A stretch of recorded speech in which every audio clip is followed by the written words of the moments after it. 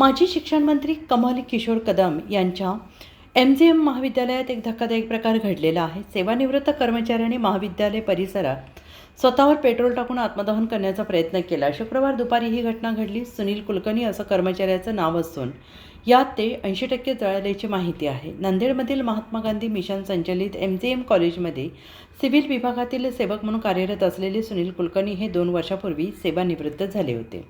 मात्र सेवानिवृत्तीनंतरही त्यांचे सुमारे 15 ते 20 लाख रुपये थकीत असल्याचा आरोप कुटुंबियांनी केला आहे। महाविद्यालय प्रशासनाकडे वारंवार पाठपुरावा करूनही पैसे मिळाले नसल्याने मानसिक तणावात असलेल्या कुलकर्णी यांनी अखेर हा टोकाचा निर्णय घेतल्याचा आरोप त्यांच्या मुलांनी केला आहे। घटनेनंतर त्यांना तातडीनं रुग्णालयात दाखल करण्यात आले। त्यांची प्रकृती गंभीर असल्याची माहिती डॉक्टरांनी दिली होती आणि ही घटना घडल्यानंतर महाविद्यालय परिसरात एकच खळबळ उडाली आहे। विद्यार्थ्यांमध्ये भीतीचं वातावरण निर्माण झालं आहे।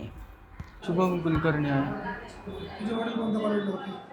MGM कॉलेज नांदेड इथे इंजिनिअरिंग कॉलेजला होते। सिव्हिल डिपार्टमेंटला होते, सेवक या पदावरती। आणि त्यांचं जवळपास 20-25 लाखाच्या वरती असू शकतं। जवळपास एवढं काय त्यांचं EL आहे, त्यामध्ये पुन्हा अजून ग्रॅज्युएटी आहे आणि वरून पुन्हा LICचे वगैरे काही पैसे, ग्रुप LIC वगैरे आहेत त्यांचे काही, ते आहेत। आणि बाकी काय असू शकेल, पण एवढं तरी आहे जवळपास असं माझ्या कानात।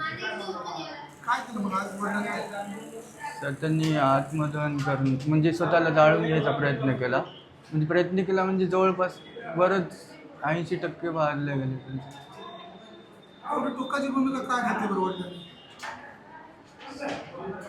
त्यांचे बाहेरचे व्यवहार होते बरेच काही, त्यांना बाहेरचं देणं वगैरे झालं होतं। कारण ते पण का की कॉलेजचे पैसे येणार ह्या एका गोष्टीवरती त्यांनी नाही का काही जणांना अडवून ठेवलं होतं। म्हणजे असं सांगून ठेवलं होतं की माझे पैसे येणार आहेत, मी तुम्हाला देतो परत माझ्या आल्यानंतर। परंतु कॉलेज 2 वर्षापासून झालं, म्हणजे 1.5 वर्ष झालं जवळपास।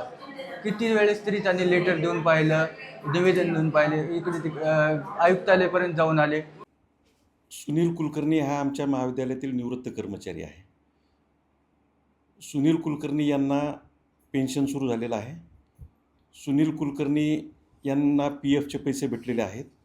सुनील कुलकर्णी यांना ग्रॅच्युइटीचे जे काही नियमानं पैसे भेटायला पाहिजे ते शासकीय नियमानुसार त्याला भेटलेले आहेत। त्याने अर्जित रजेचे पैसे भेटण्यासाठी अर्ज केलेला होता आणि हे प्रकरण न्यायप्रविष्ट आहे। त्याच्या मुलांचा असा आरोप आहे की 20 ते 25 लाख रुपये कॉलेजकडून येणार। ही माहिती बरोबर नाही आहे, कारण त्याला जे नियमाप्रमाणे तो शिपाई असल्यामुळे त्याला त्याच्या पगारानुसार त्याला ग्रॅच्युइटी भेटलेली आहे। कॉलेज प्रशासनाकडून त्यांची खूप हॅरेसमेंट झाली असा त्यांचा आरोप आहे।